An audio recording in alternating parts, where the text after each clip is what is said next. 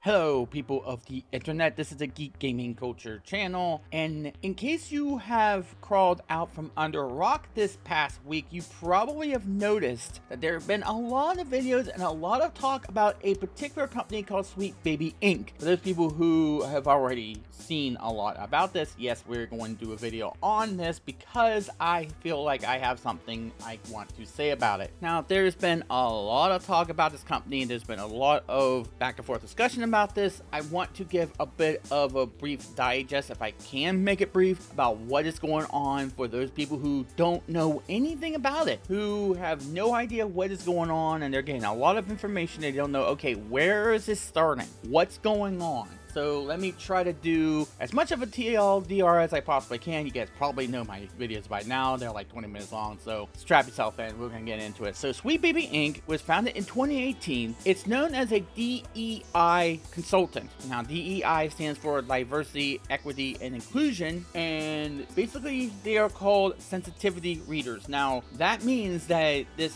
company can be contracted by other companies, and they'll send maybe game scripts, or they'll send some other form of entertainment thing that they're developing to them, and what they'll do is they'll look at it and they will tell them how to make it more in line with modern day sensitivities. Now, to be clear, let's take everything and put it right on the table here. No one is complaining that there's diversity in gaming. There's no one that is saying that. No sane person is saying that. And when we talk about this, we're leaving out the usual trolls that will infiltrate any movement in order to get their 15 minutes of fame. We need to ignore those.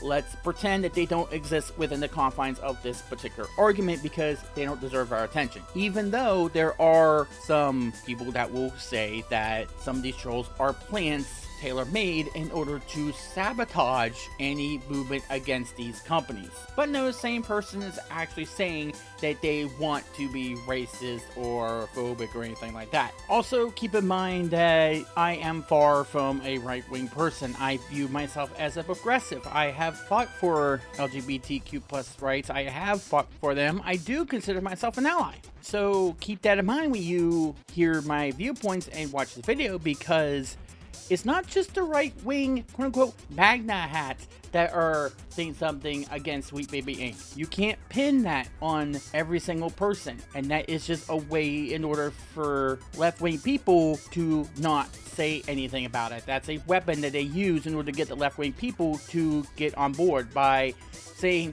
if you say something against us, you are right-wing. No, you're not. We are allowed to criticize our own party. We are allowed to criticize our own allies. We are allowed to criticize those people, because it's people like this that make people want to jump ship toward the right wing. This is meant to divide us. We should not let it divide us. Watch any of the past videos on any of my other channels. I am far from a right-wing person. But you have probably heard the discourse and the controversies surrounding the game Suicide Squad Kill the Justice League. Now, we all know the name of the game is Kill the Justice League. We all know that by now. You don't need to keep telling us this. We already know what's going on there. However, it's some of the storyline elements that are involved in the game, including the Poison Ivy and Harley Quinn relationship, which seems kind of sus, and the way that some of the Justice League characters, especially Batman, have been unceremoniously killed, the manner in which they were killed, which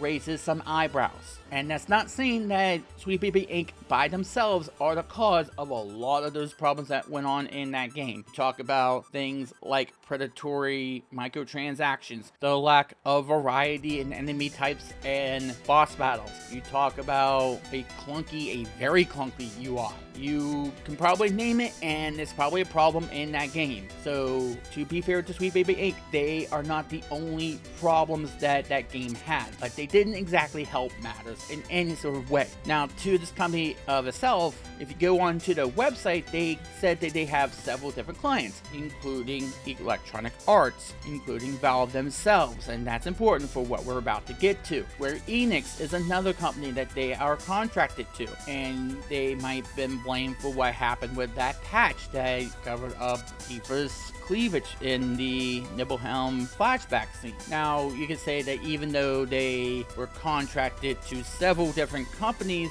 that some of those companies might have had buyer's remorse, or they didn't have them do too much of anything. However, if you go onto the website, they also list several games that they say they had a hand in, including Suicide Squad Kill the Justice League, Spider-Man 2, Alan Wake 2, God of War Ragnarok. They did have some indie titles under their belt that they either had a hand in developing, or they were contracted to consult these developers about inclusion. Now, before we go any further, it's important to note as to problem when you are dealing with preachiness and shoehorning stuff in. It is detrimental to the efforts to include and to be diverse in gaming, because when you see stereotypes, when you see token characters, when you see those types of characters within games that have absolutely no bearing on your core story or anything about gameplay or anything of that sort, you then tell people that this is all their work. They are a marketing strategy. They are a little more than mascots. They're a little more than advertising, and they don't have any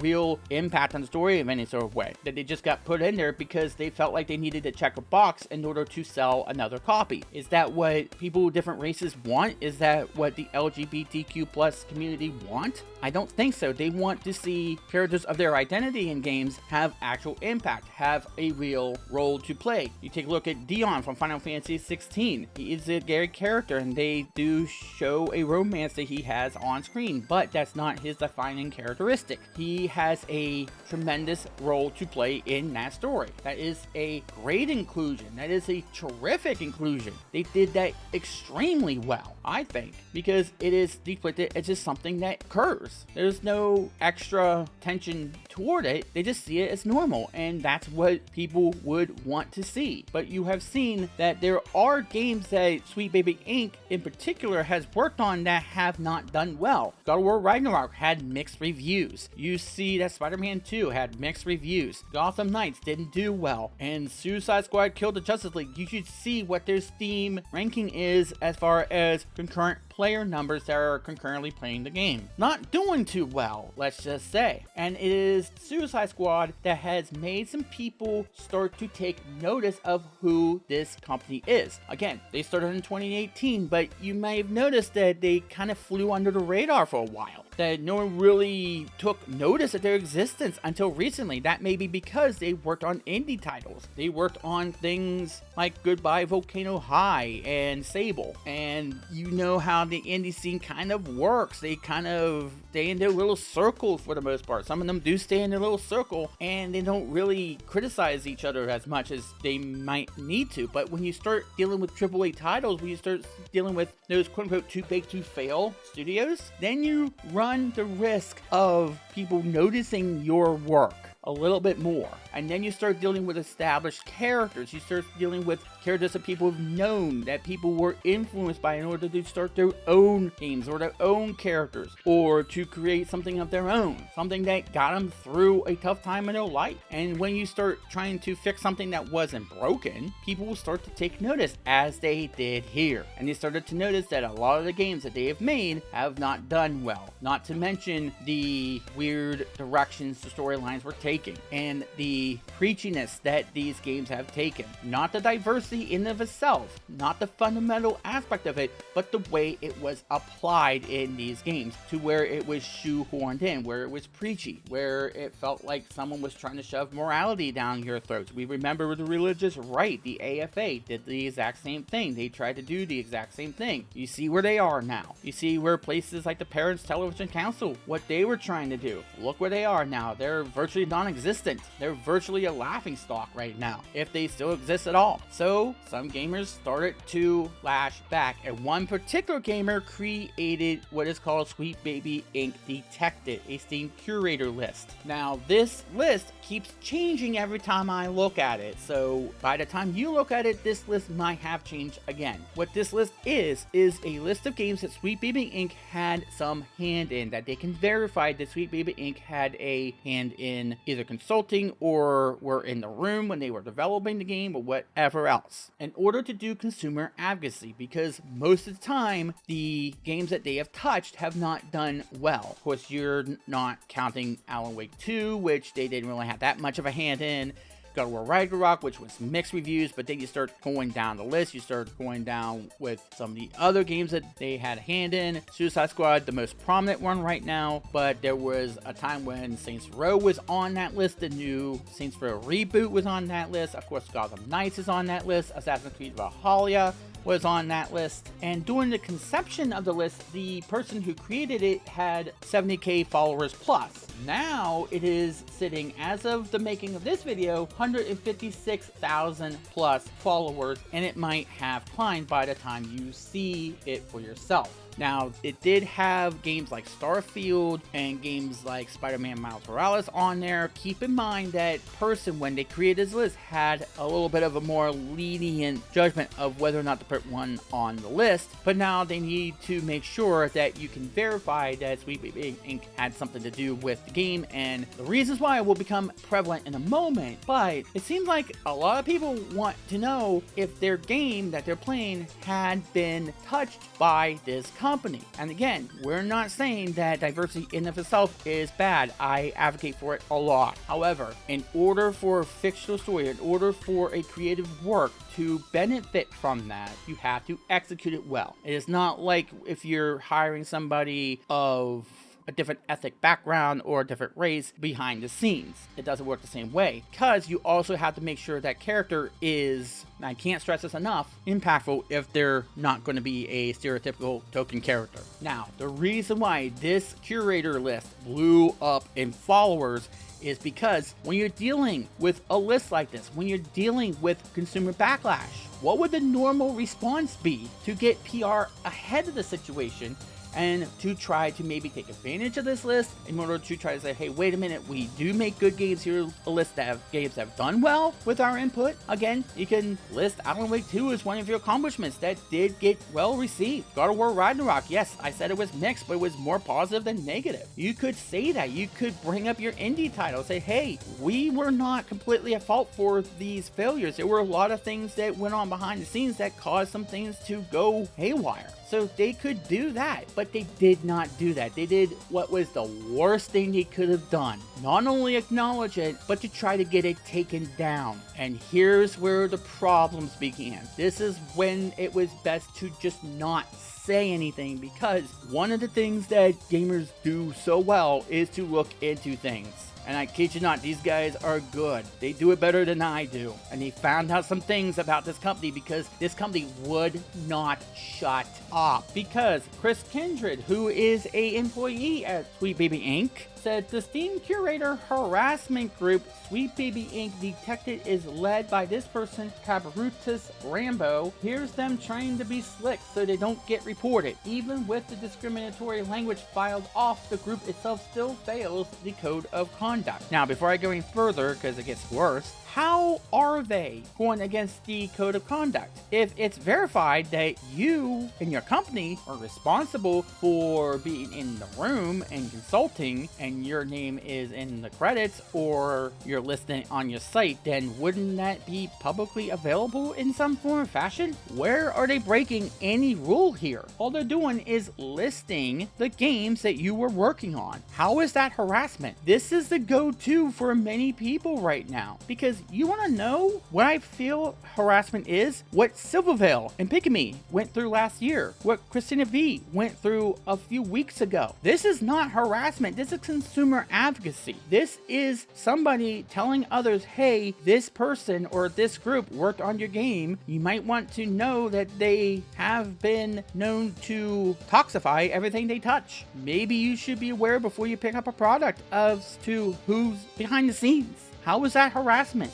But they weaponize the term in order to create a chilling effect. They don't want this consumer advocacy taking hold. They were fine being under the radar. They were fine with you not knowing who was behind the curtain. And you'll see why they were so fine with it in a moment. But unfortunately, even at this stage, it didn't get that bad. I mean, they can say whatever they want. It's not harassment. This person had every right to perform consumer advocacy, and consumers should know who's making their products. They should know what's in them, even if they fundamentally agree with you putting stuff into games like that. As long as it's not preachy, as long as it's not being shoehorned in, and again, if the characters you put in there are taken seriously and have a serious impact on the story. But unfortunately, Chris Kindred keeps going, and here's where he gets into problems. Anyway, report the F out of this group. And he goes even further and reports the creator since he loves his account so much. And there's problem number one. He is calling for a mass reporting of not only the curator list, but the user who created it. They wanted their Steam account deleted. They wanted the curator list deleted. Why? What was so wrong in it? What is the problem you have? That they listed your games? They listed things that any person would be able to get the information for had they just looked and did the job that this person already did? Why is it that you have a site that lists some of the games you worked on and some of the people you worked for, but then when somebody goes and makes a list like this, you suddenly have a problem with it? Anybody can go and tell somebody, hey, they worked on this game. You might want to be aware of it before you start playing it. They have a problem with your execution of what you're trying to do, not the fundamental aspect of it. Yes, everybody wants diversity, ethnicity, inclusion in their products, but they don't want token characters. They don't want stereotypical characters. They want them to have a real impact, because that does help to further the advancement of the desire for something like that. If they didn't want that, then Dion would have had people complaining. And more to the point with harassment is that this sort of tactic, this sort of thing where they keep going back to it every single time to get any sort of criticism whatsoever, is not fooling as many people as it used to. You've cried wolf way too many times.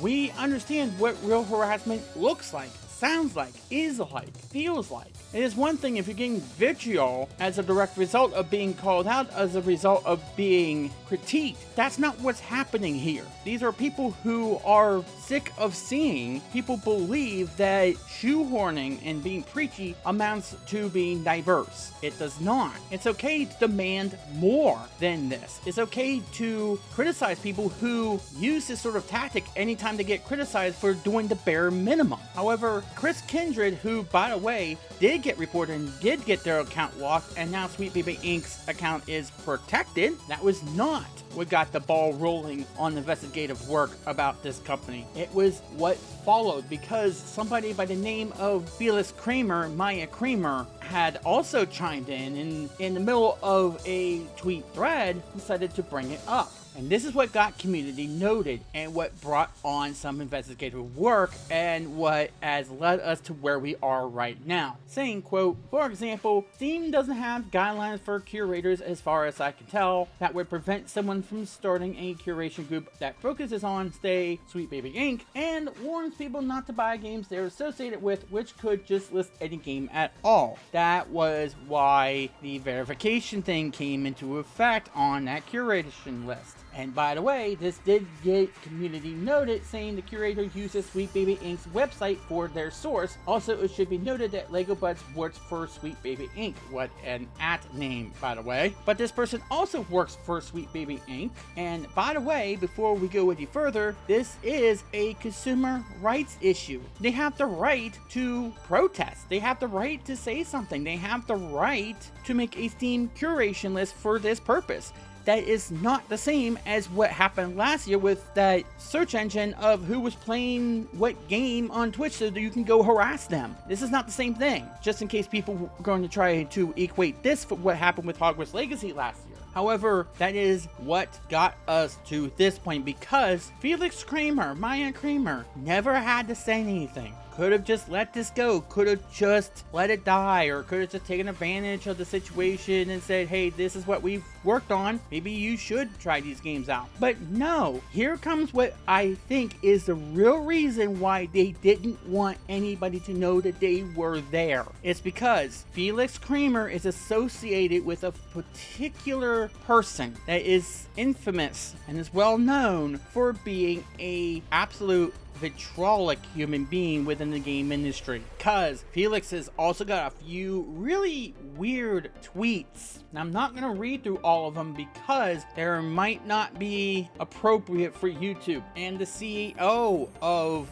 SweetBaby Inc has been caught saying some really disparaging things and has some really disparaging ideas for what to do when game companies don't believe that their version, their execution works for them, as opposed to organic methods of including these ideas into games. But there was this that got uncovered. Apparently, Felix Kramer, then Maya Kramer, then a she, now a he, they, just in case you didn't know the sequence of events here, DDoSed a gamer group in 2014, in the early part of 2014, because we all know what happened later on in 2014, and look who she was doing this with.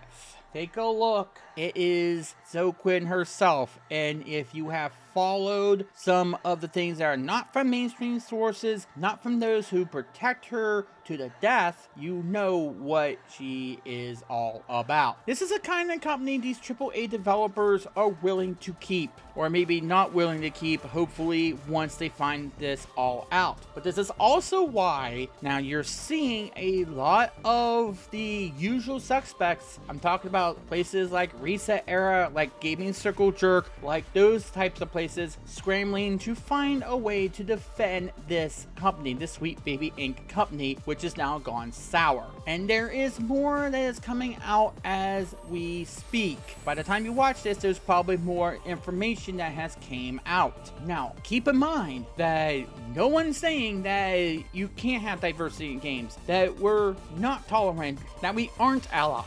On the contrary, it is because we're allies that we're trying to make sure that people don't take advantage of the situation, don't try to take advantage and try to make these minority groups little more than advertising slogans, because they deserve better. They deserve way better than what is being given to them by these companies. And it's not just SweetBaby Inc. There's a couple of different places. Maya Kramer was a part of one of them back in, I think it was 2012. Someone brought up that she was affiliated with another company like this, and that had a rather controversial name on there as well. And of course, many of these companies, SweetBaby Inc included, might be affiliated with places like BlackRock or Vanguard or any of these big conglomerates who do whatever they can to smear anybody who dares to let people know that these people exist and they're not on the up and up, that have Reddit bots and Twitter bots and social media bots ready to go at a moment's notice and will stop at nothing to spin anything into their favor and to try to go through the narrowest window they possibly can in order to make themselves out to be the good guys and to smear anybody who dares to call them out in the slightest bit. That's what we're dealing with.